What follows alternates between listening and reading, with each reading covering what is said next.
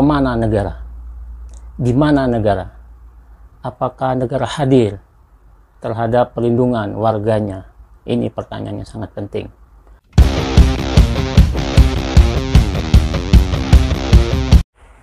Salam persatuan. Indonesia, negeri bersejarah, memiliki banyak kabar berita. Apa kabar kawan-kawan di luar sana?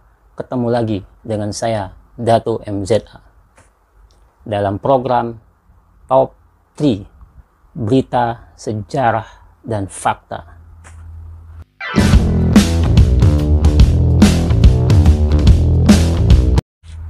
Baik kawan-kawan, kali ini jumpa lagi dengan saya. Saya mencoba hari ini untuk membahas suatu isu yang ini sudah sering terjadi dan berlarut-larut hingga saat ini, sehingga membuat banyak orang berpikir, kemana negara? Di mana negara? Apakah negara hadir terhadap perlindungan warganya? Ini pertanyaan yang sangat penting.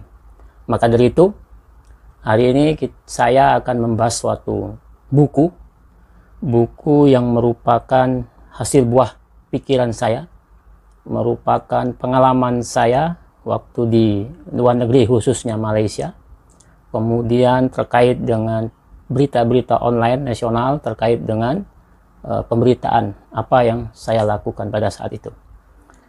Dan semua itu dirangkum menjadi satu buku dengan judul, ya ini bukunya adalah Solusi Jitu Perlindungan Pekerja Migran Indonesia. Maka penting bagi saya untuk berbagi sedikit pengalaman saya, berbagi sedikit apa yang saya lalui dan apa yang saya pikirkan, semata-mata untuk kepentingan warga negara Indonesia yang merantau, yang bekerja, yang berhijrah ke luar negeri untuk merubah nasib dan kehidupan sosialnya demi anak dan cucunya. Nah, judul buku ini kenapa berbentuk Solusi Jitu Perlindungan Pekerja Migran Indonesia? Karena saya berpikir bahwa negara harus hadir untuk memberikan perlindungan terhadap warga negara Indonesia dimanapun berada. Sebab warga negara Indonesia, siapapun dia, dimanapun dia berada, dia tetap NKRI dan memiliki hak yang sama terhadap warga negara Indonesia dimanapun berada. Maka ini menjadi catatan penting bagi negara, bagi pemerintah untuk melakukan itu, karena merupakan perintah dari konstitusi kita. Baik, sebelum saya bahas buku ini lebih lanjut, belum tentu buku ini membahas terkait dengan pengalaman saya, kemudian terkait apa yang saya pikirkan dan saya rekomendasikan untuk pemerintah jikalau pemerintah mendengar persoalan ini, sehingga penting bagi kita untuk menyampaikan melalui channel YouTube ini. Maka ini merupakan ruang bagi saya untuk menyampaikan pemikiran yang menurut saya mungkin saja berguna untuk masyarakat yang di luar sana ataupun untuk pemerintah. Tetapi bukan berarti bukunya yang paling the best, bukan berarti bukunya yang paling bagus. Saya rasa masih banyak orang di luar sana yang menulis buku-buku yang mungkin hampir sama dengan buku ini, tapi semata-mata buku ini hanya untuk merupakan suatu pelengkap ataupun merupakan suatu bagian dari apa yang saya pikirkan. Sebelum lebih jauh membahas terkait dengan isi kandungan buku ini, bukunya pertama saya ingin menyampaikan bahwa ini buku ditulis oleh penulisnya Zakaria Zainuddin, Bapak Zakaria Zainuddin. Beliau merupakan tinggal di Bogor dan beliau adalah asli Bangka Belitung. Nah, beliau banyak menulis buku-buku terkait dengan seperti tentang sejarah dan budaya, seperti Orang Babel Berpantun. Kemudian ada juga buku beliau terkait dengan Karonika II Bangka Belitung. Jadi ada beberapa buku yang beliau tulis, dan salah satunya adalah terkait dengan tentang saya, beliau tulis di dalam buku ini. Baik kawan-kawan yang ada di luar sana, kenapa penting buku ini ditulis? Karena biar ada catatan sejarah bahwa apa yang saya lakukan pada saat itu. Tapi ada 3 pokok yang ada di dalam buku ini. Pertama yaitu perlindungan dan pengawasan penempatan PMI dari hulu hingga hilir. Artinya dari pertama sebelum berangkat, kemudian setelah mereka berangkat. Kemudian kedua, pemberian reward dan punishment bagi agensi. Agensi ini yaitu seperti perusahaan swasta penempatan pekerja migran yang ada di luar negeri. Kemudian ketiga, harmonisasi peraturan perundang-undangan yang harus konsisten dan efektif. Ini sangat penting bagi pemerintah. 3 poin ini akan kita bahas. Tapi sebelum itu, 3 poin kita bahas bahwa pertama, kenapa penting negara itu hadir untuk perlindungan bagi pekerja migran Indonesia? Karena perintah konstitusi harus seperti itu. Ditambah lagi dengan Undang-Undang 18 tahun 2017 tentang perlindungan pekerja migran Indonesia.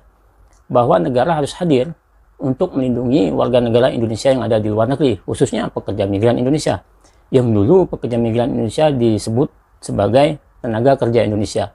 Tetapi karena perubahan undang-undang dari Undang-Undang 39 2004 berubah menjadi Undang-Undang nomor 18 tahun 2017, maka maknanya pun juga ikut berubah.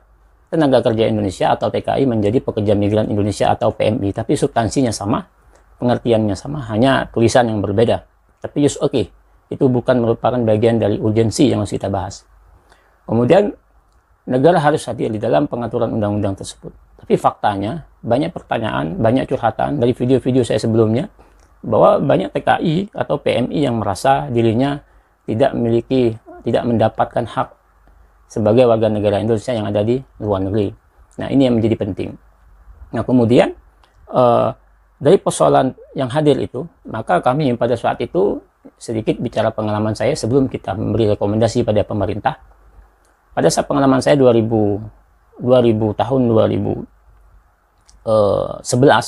hingga pertengahan 2014, kita melakukan riset.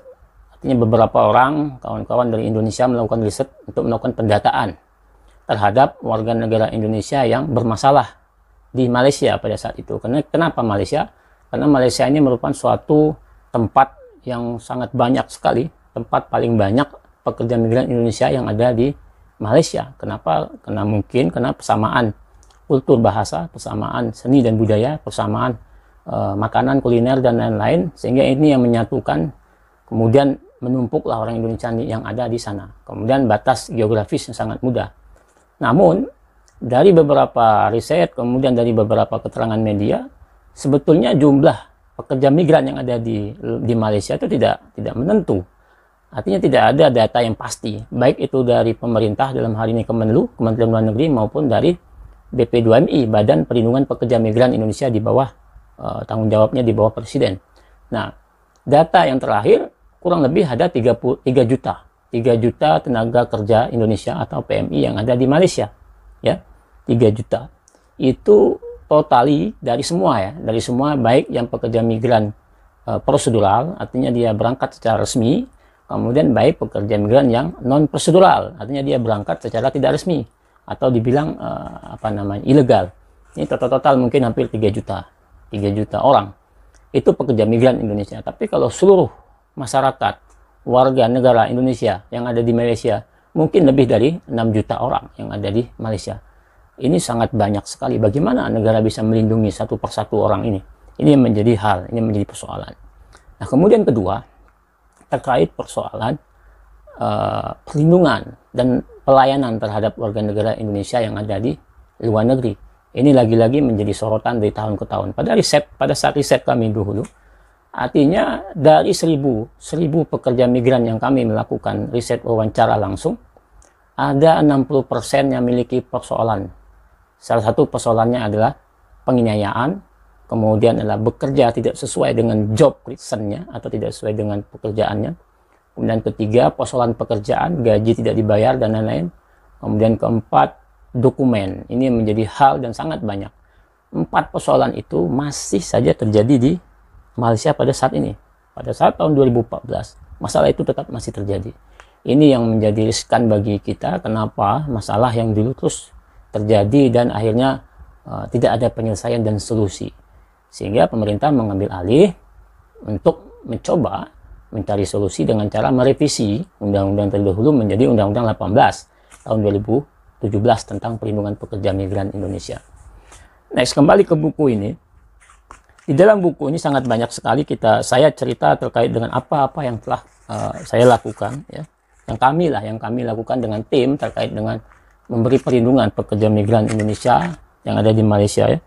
Yang banyak sekali ini terkait dengan orang yang sakit, yang kita bantu ke hospital, ke rumah sakit, yang meninggal dunia, kemudian terkait dengan gaji tidak dibayar, terkait dengan penganiayaan, kemudian terkait dengan persoalan kasus hukum, terkait dengan pembunuhan, kemudian terkait dengan narkoba, dan lain-lain. Itu sangat banyak sekali. Hanya mirisnya, perwakilan pemerintah yang ada di Malaysia itu sangat, menurut kita dan menurut kawan-kawan, artinya banyak aktivis, ya, bukan hanya saya, artinya beberapa kawan-kawan BMI, ya, buruh migran Indonesia, kemudian ada juga kawan-kawan dari Migran Care Malaysia, kemudian dari kawan-kawan yang aktivis lain, kemudian dari NGO, organisasi Indonesia yang ada di Malaysia. Mereka banyak sekali memberi advokasi terhadap warga negara Indonesia yang ada di Malaysia. Kenapa mereka sampai memberi advokasi itu? Ya karena negara perwakilan Indonesia yang ada di Malaysia kelihatannya tidak mampu untuk mengakomodir, memberikan perlindungan dan pelayanan terhadap warga negara Indonesia yang ada di Malaysia. Kenapa tidak mampu? Pertama, keterbatasan biaya. Kedua, keterbatasan sumber daya manusia. Kemudian ketiga, keterbatasan tempat dan lain-lain. Ini yang menjadi hal sehingga memang perlu peran dari masyarakat atau aktivis atau NGO yang ada di Malaysia untuk bersama-sama dengan pemerintah memberi bantuan itu. Namun ya kita berharap pemerintah juga harus memberi pelayanan yang maksimal dan juga perlindungan yang maksimal sehingga bisa dikatakan negara hadir di dalam melakukan perlindungan terhadap pekerja migran yang ada di luar negeri. Nah, kemudian terkait yang kedua, dari program ini maka saya mencoba memberikan suatu inti dari buku ini. Yang pertama adalah program 3PMI. Program 3PMI maksudnya 3 program untuk pekerja migran Indonesia. Yang pertama adalah perlindungan, pengawasan, dan penempatan PMI dari hulu dan hilir. Kenapa penting? Begini. Penempatan pekerja migran itu harus dimulai dari hulu dan hilir. Artinya dari mereka sebelum berangkat, pada saat berangkat, kemudian pada saat bekerja, kemudian pada saat pulang lagi ke kampung halaman. 4 step ini harus dilakukan pemerintah, betul-betul dilakukan dengan cara pengawasan yang ketat, dengan perlindungan yang ketat. Kenapa? Karena bagaimanapun juga mereka sangat rentan, artinya mereka rentan dalam hal eksploitasi pekerja migran Indonesia secara semena-mena oleh oknum-oknum yang tidak bertanggung jawab. Nah, kenapa? Karena penting. Jadi pada saat sebelum berangkat, calon pekerja migran Indonesia ini harus betul-betul diverifikasi. Artinya dia memiliki knowledge, dia pengalaman, kemudian memiliki experience, punya pengalaman, kemudian juga dia harus memiliki keinginan yang kuat, niat yang baik untuk bekerja ke luar negeri. Maka pemerintah hadir untuk melakukan bimbingan teknis, untuk melakukan pemberian wawasan terkait apa yang akan mereka lakukan setelah mereka bekerja ke luar negeri. Jadi perlindungannya dan pengawasannya dari awal. Pada saat mereka dari kampung kemudian berangkat terkait dengan latihan, biasanya tuh di BLK, kemudian mereka terus pelatihan, kemudian pada saat dokumentasi terkait visa, kemudian terkait paspor, terkait dengan dokumen lainnya, check up, kesehatan, semuanya harus clear. Kemudian setelah itu pada saat keberangkatan, kemudian pada saat penempatan pekerja migrannya yang ada di luar negeri. Jadi pemerintah harus mengawasi. Kemudian setiap 3 bulan sekali pemerintah harus hadir untuk melihat melalui perwakilan luar negeri untuk melihat di mana warga negara Indonesia. Kalau seumpamanya dia bekerja di suatu perkebunan, maka pemerintah tiap bulan itu harus hadir di perkebunan tersebut untuk memastikan bagaimana kondisi pekerja migran Indonesia yang bekerja di sana. Ini tidak sama sekali. Ini yang menjadi hal mungkin setahun sekali atau hanya by online, apalagi dengan COVID ini, maka dampaknya sangat besar. Nah, ini yang harus dilakukan pemerintah. Pertama harus melakukan pengawasan dan perlindungan dari awal hingga akhir, kemudian mereka pulang lagi ke Indonesia. Kenapa? Karena mereka menghasilkan devisa negara yang cukup besar untuk menambah devisa negara ini, supaya negara ini bisa berjalan, supaya negara ini bisa roda pemerintahan bisa berjalan, maka salah satu penyumbang devisa terbesarnya adalah dari pekerja migran Indonesia yang ada di luar negeri.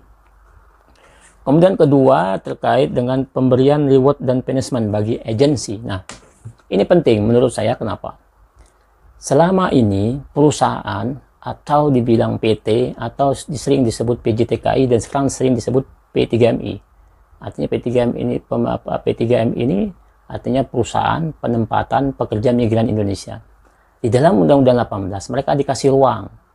Artinya boleh perusahaan swasta untuk memberikan pelayanan dan jasa untuk menempatkan orang Indonesia untuk bekerja ke luar negeri sebagai pekerja migran Indonesia. Namun seringkali kita lihat, kita dengar bahwa banyak sekali perusahaan-perusahaan ini perusahaan yang nakal. Artinya dengan sengaja dia mengeksploitasi pekerja migran Indonesia untuk bekerja di luar negeri dengan secara tidak benar. Ini ada beberapa perusahaan. Namun tidak semua perusahaan. Ada juga perusahaan yang baik. Kenapa? Ya karena perusahaan juga dia berniat baik untuk melakukan pekerjaan, memberi pekerjaan terhadap pekerja migran Indonesia yang betul-betul banyak.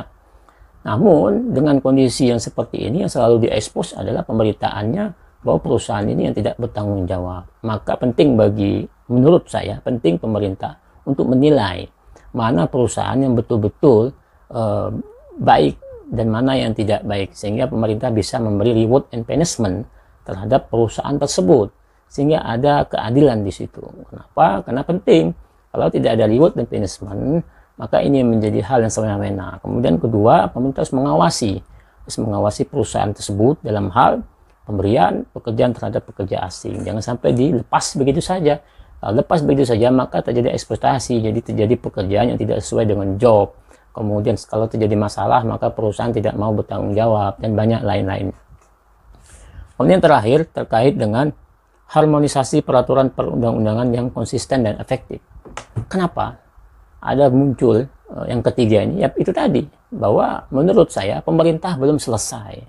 Pemerintah belum selesai melakukan harmonisasi terhadap peraturan perundang-undangan di bawah Undang-Undang 18 tahun 2017 terkait pelindungan pekerja migran Indonesia. Maka di dalam undang-undang itu semestinya pemerintah segera selama 2 tahun segera melakukan pembentukan peraturan pemerintah. Jadi dia harus melakukan harmonisasi dulu terhadap Undang-Undang 18 itu, membentuk suatu peraturan pemerintah sebagai pelaksana teknisnya untuk melakukan kegiatan-kegiatan pengawasan, perlindungan, dalam hal memberi reward dan punishment terhadap perusahaan, seperti apa teknis pelatihan, seperti apa teknis rekrutmen, kemudian seperti apa perizinan berusaha. Ini penting sekali untuk dibahas. Maka sangat penting saya pikir bahwa Undang-Undang 18 turunannya dari peraturan pemerintah harus segera dibuatkan turunannya. Nah, saya kurang tahu juga apakah Undang-Undang 18 ini masuk ke dalam Undang-Undang Cipta Kerja. Ini yang menjadi pertanyaan. Karena dari lembaran terakhir saya lihat tidak masuk, tapi lembaran pertama itu masuk. Undang-Undang 18 sebagai Undang-Undang 18 tahun 2017 merupakan bagian dari yang dimasukkan sebagai terdampak dari Undang-Undang Cipta Kerja. Tapi saya belum membaca itu karena memang saya belum memilikinya, karena pemerintah belum memberi nomor atau lembaran negara terhadap dengan Undang-Undang Cipta Kerja. Nah, jikalau sudah ada peraturan pemerintah, maka itu dilaksanakan dengan efektif dan dilaksanakan dengan sungguh-sungguh. Karena kalau tidak, ya sama juga. Dibuat peraturan tapi tidak dilaksanakan, ya hasilnya sama juga. Maka penting menurut saya untuk dilakukan pemerintah. Nah, baik kawan-kawan yang ada di sana. Nah, dari beberapa cerita pengalaman, kemudian dari beberapa yang kita lakukan di berita online, kemudian dari beberapa yang ada di buku ini, 3 PMI, menurut kami 3 program yang harus dilakukan adalah pemerintah harus 3. Kenapa 3? Pertama, perlindungan, pengawasan, pemberian reward and punishment, dan harmonisasi undang-undang itu sangat penting. Maka, baik dari beberapa yang saya omong tadi, kesimpulannya adalah 1. Pemerintah harus hadir terhadap pekerja migran Indonesia yang ada di luar negeri. Pemerintah harus hadir dalam perlindungan, pemerintah harus hadir dalam pengawasan. Kemudian kedua, pemerintah juga harus hadir di dalam rekrutmen dari awal hingga pada saat pekerja migran Indonesia kembali lagi ke kampung halaman. Dari rekrutmen, kemudian dari proses pemberangkatan, proses dokumen, kemudian pada saat bekerja di luar negeri, kemudian pada saat pulang lagi ke kampung halaman, pemerintah harus hadir dan memastikan pekerja migran Indonesia tetap dalam keadaan yang sama sebelum dia berangkat bekerja di luar negeri dan dipastikan mendapatkan hak-hak yang sesuai dengan peraturan perundang-undangan. Kemudian yang ketiga, pemerintah harus memberikan reward and punishment terhadap perusahaan-perusahaan penempatan pekerja migran Indonesia. Kenapa? Menurut saya penting supaya ada penilaian terhadap perusahaan tersebut. Jangan sampai nanti perusahaan ini dikambing hitamkan sebagai cuci tangan pemerintah. Pemerintah merasa ini bukan tanggung jawab kami, tapi tanggung jawab dari perusahaan. Nah, ini yang menjadi penyakit. Maka dari itu, pemerintah harus memberi punishment. Siapa yang harus diberi punishment dan siapa yang harus diberi reward. Maka penting sekali menurut saya, hingga bisa dikategorikan kalau perusahaan ini jelek ya harus dicabut izinnya, kalau perusahaan ini bagus ya harus direkomendasi, dan pemerintah harus tegas dalam persoalan itu. Kemudian yang terakhir, keempat poinnya adalah pemerintah harus segera melakukan harmonisasi terhadap peraturan perundang-undangan baik dari Undang-Undang 18 maupun turunannya, karena Undang-Undang 18 sudah 2 tahun, maka di peraturan perundang-undangan Undang Nomor 12 tahun 2011 itu harus segera melakukan harmonisasi terhadap peraturan perundang-undangan dengan cara membuat peraturan pemerintah, sehingga peraturan pemerintah itu menjadi dasar untuk melaksanakan kegiatan-kegiatan yang teknis. Ini yang penting. Kalau itu belum dilakukan, maka pemerintah tidak memiliki payung hukum untuk melakukan kegiatan-kegiatan yang bersifat cepat. Ini sangat penting menurut saya. 4 poin itu harus penting, maka pesannya itu. Kemudian terakhir dari kesimpulan bahwa mungkin ini sedikit yang saya sampaikan terkait buku ini, tapi masih banyak lagi yang terkait dengan buku ini. Tapi buku ini tidak dijual, artinya hanya sebagai dibagi untuk teman-teman terdekat dan kawan-kawan yang memerlukan. Maka lagi-lagi saya bilang bahwa ini bukan buku yang terbaik, pasti memiliki kekurangan, tapi paling tidak merupakan buku yang mungkin bisa menjadi pedoman untuk pekerja migran Indonesia dan pemerintah. Dan ada buku satu lagi yang belum selesai, nanti saya tulis. Nanti next berikutnya akan saya cetak.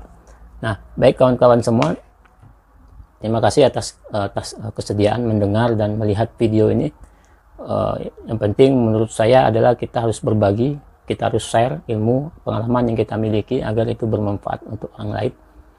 Maka pesan terakhir, jaga persatuan, jaga kekompakan, jangan mudah terprovokasi, jangan mudah tercerai-berai, karena ini merupakan suatu perbuatan yang setan. Maka dari itu, baik kita sama-sama untuk jaga kekompakan itu. Sekian video singkat untuk hari ini. Mudah-mudahan kawan-kawan di sana bisa untuk mendengar dan melihat ini. Jika ada pertanyaan atau ada komen atau ada hal-hal yang perlu ditanyakan, silakan komen di bawah video ini untuk memberikan masukan, untuk memberikan pendapat yang efektif dan konstruktif untuk kepentingan kita bersama. Mungkin itu yang bisa saya sampaikan. Ketemu lagi di channel berikutnya, ketemu lagi di program berikutnya. Sampai jumpa. Salam persatuan.